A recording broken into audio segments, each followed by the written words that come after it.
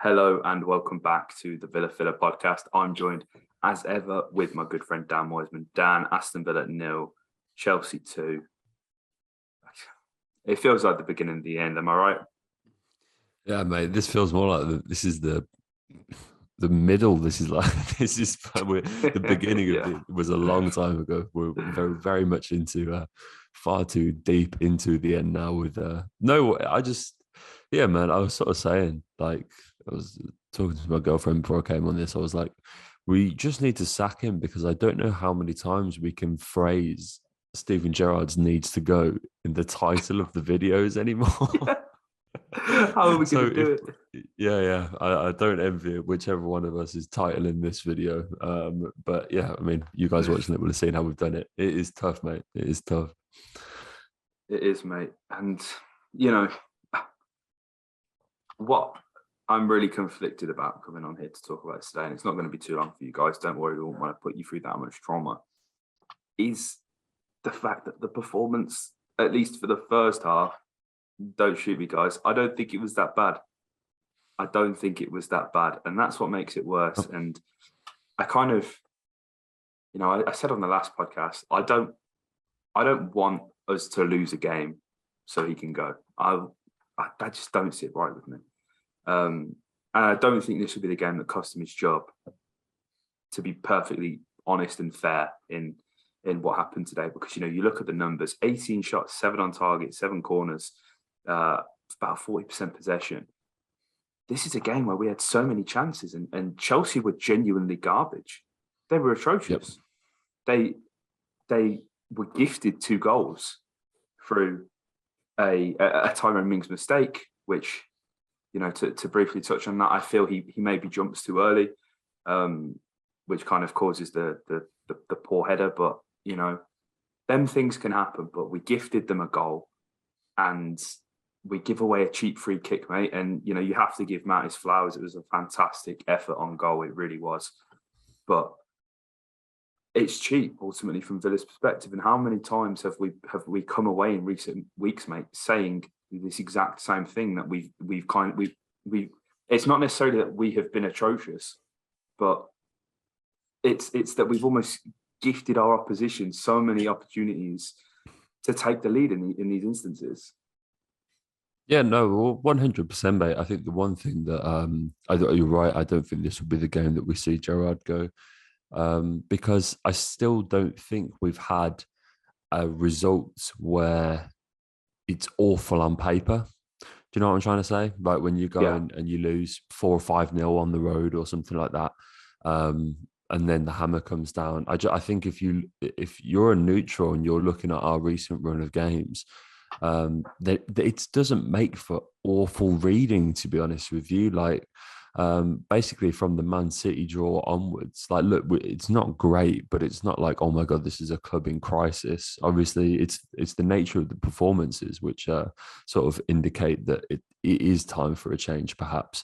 But no, mate, I felt like coming away from the Leeds game, not so much the Forest game, but definitely the Leeds game and this game, feeling, as you rightly point out, that the players have perhaps let Gerrard down a bit. And I'm not saying Gerrard is perfect. I'm not saying the game plan was perfect, but um, Leeds, all we needed to do was finish chances. Today, we were on top for the first half. God knows how we didn't score. Again, Watkins was poor. And it's 2 individual errors that have cost us 2 goals.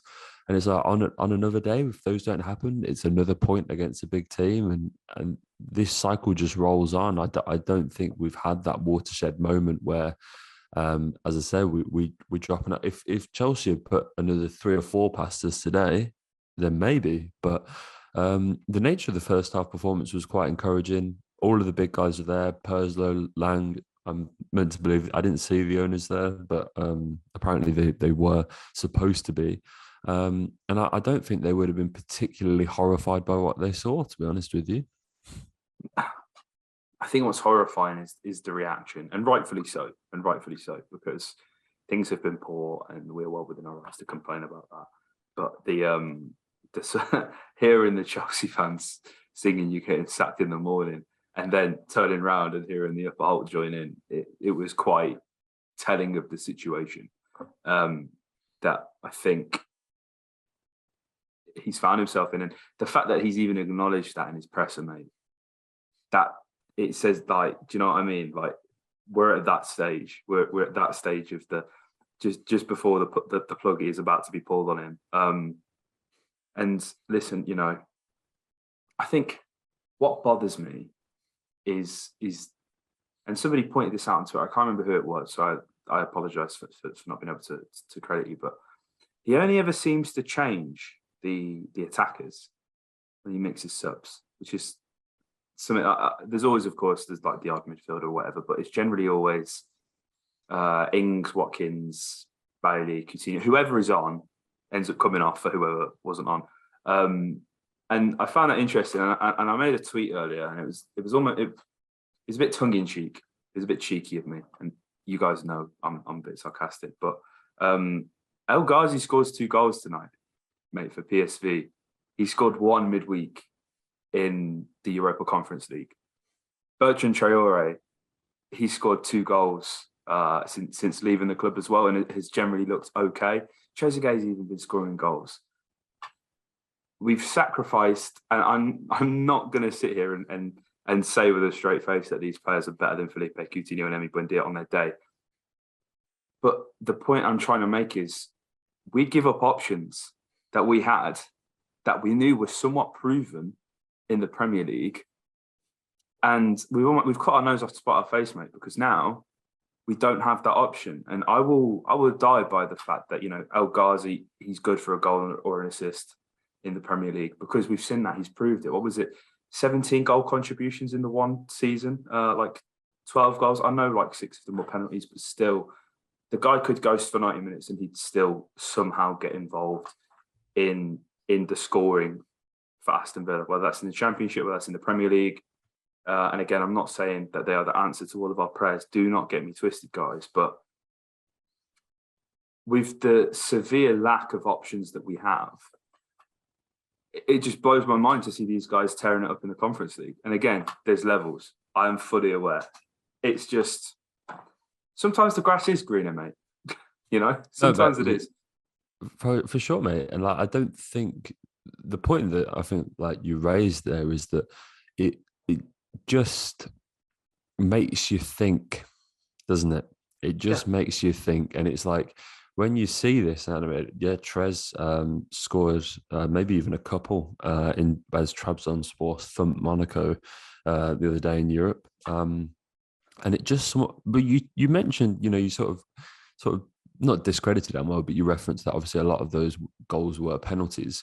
Who you backing to score a penalty from this Villa team right now? It's just like, do you know what I mean? Like it's like it was that is like they were penalties. Who are you backing right now to stick a penalty away? I genuinely don't know.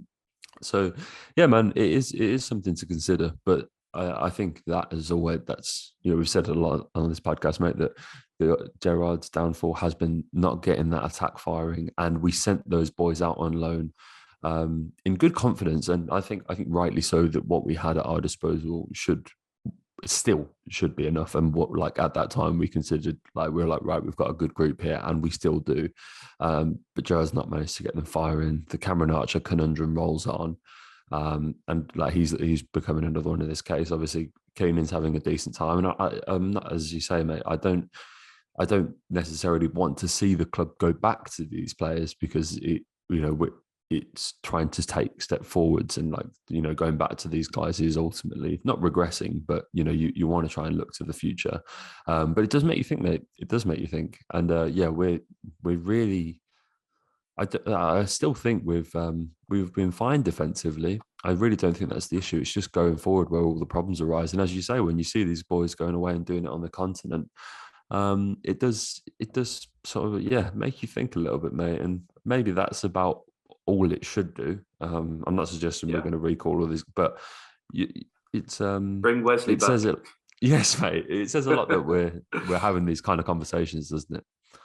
Yeah, I think, and that's the thing, man. Like, I know, I'm sorry, I just distracted myself by reading the XG, and I feel physically sick. Aston Villa 2.2 expected goals to Chelsea's 1.08. Oh my days, that's ruined my day. It's Monday now. Actually, it's ruined my Monday.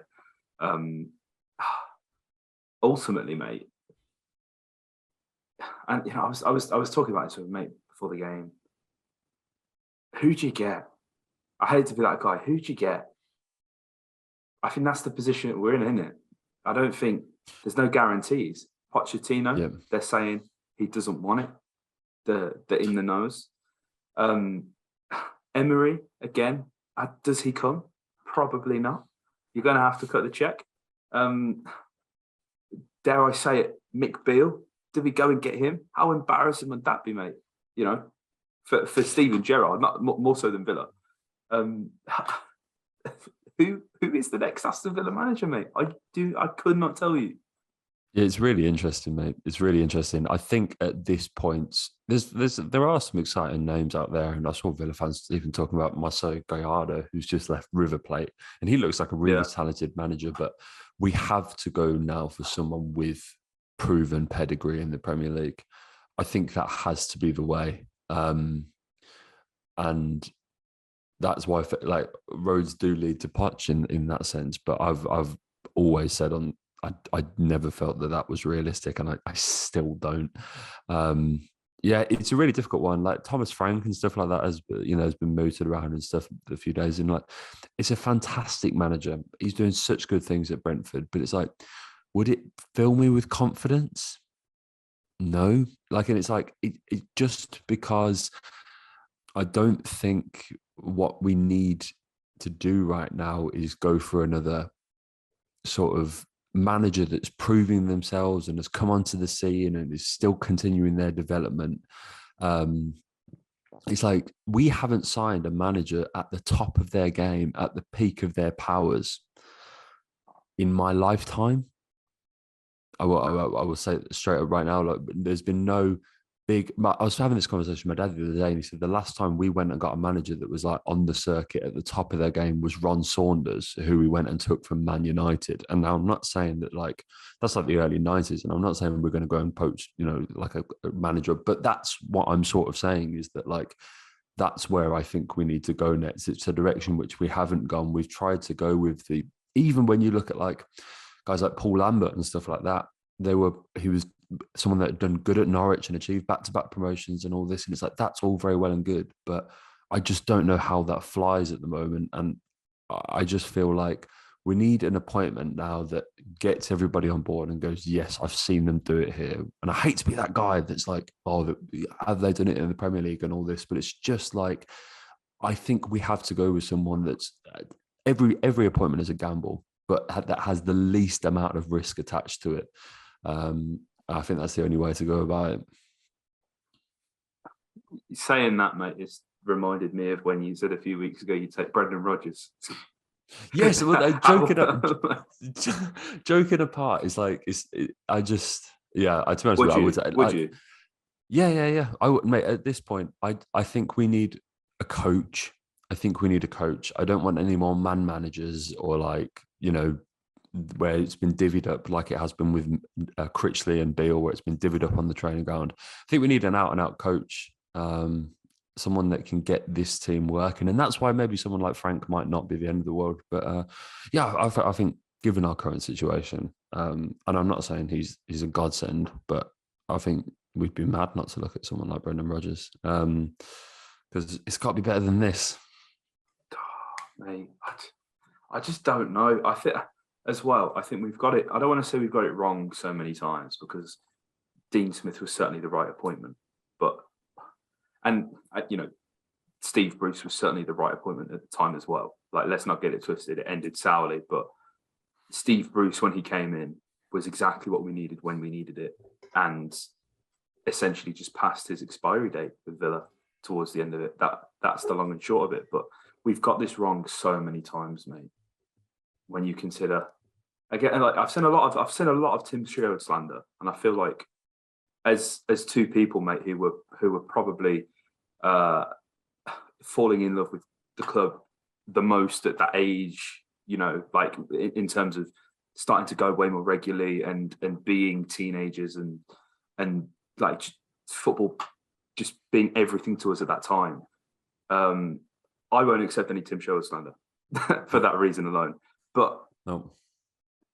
The disrespect that this man has been given, because what this guy did do is he brought belief back to, at least for a short amount of time, to a very, very poor group of players and a very dejected set of fans. And, you know, he got us to an FA Cup final. He kept us up. Was he the man to steady the ship and keep us from relegation in the following season when he got sacked? Absolutely not. But, you know, when we're talking about bad Premier League managers that we've had, I would genuinely take Tim Sherwood over Steven Gerrard. Well, I think Gerrard, the lack of connection and how distant we feel from the club right now is that's the big problem, isn't it? Really. And yeah, mate. Well, the thing is I think we're expecting the news of the badge, the vote that they had for the badge. I think we're expecting that this week, and I think you're off your rocker if anybody thinks that we're going to sack a manager in the same week that we announce a new badge. I just think that that is from a PR and news perspective, you don't want that. You don't want that. You want it all to be about your new badge and the new era and everything that you're ushering in at Villa Park. You can't sack your manager in that period, and so I think he will be in charge going into the next game. And I think the possibility of Gerrard being in charge by the World Cup looks all the more likely, because I think you start to get to a point where it's like you're 3 or 4 games out from the World Cup and you sort of think, well, why do it now? Why do it now? This season is lost already. The goals and objectives to chase European football are gone. So it's just going to be ultimately whoever comes in steadies it for the season and goes again next season again. And it's like if you're 3 or 4 games away from the World Cup and you've got a month-long period and then to make that decision, why pull the trigger then? And I just think Steven Gerrard will be in charge by the time that the England boys head Qatar, because you get to a point where I think it would be almost mad not to do it that way and to give yourself that time. The pressure off and everything like that. So I do think that would be the reality. Mate, all I know is I'm clipping that up. I think that's going to make a good TikTok. I just feel so. I don't feel anything. I think that's the thing. And everybody's saying they feel so distant from the club. The club doesn't care. This is my weekly rant about this. The club does not care that you feel distant from it because you still buy the replica shirts. You're still, you've bought your season ticket. You're going to be there. You're going to be spending your money on beer, on food, on whatever. The club doesn't care. If it bothered you that much, don't go. Then the club will really start to feel it. I'm starting to feel as well, mate, that 25,000 odd rumoured waiting list is probably going to get a little bit shorter, given the performances. But yeah, it's I know what people are saying when they feel when this apathetic feeling that they've got towards the club, but fundamentally the club don't care, and I think I need to stop putting so much of my energy into worrying about and sweating the small things, the small details.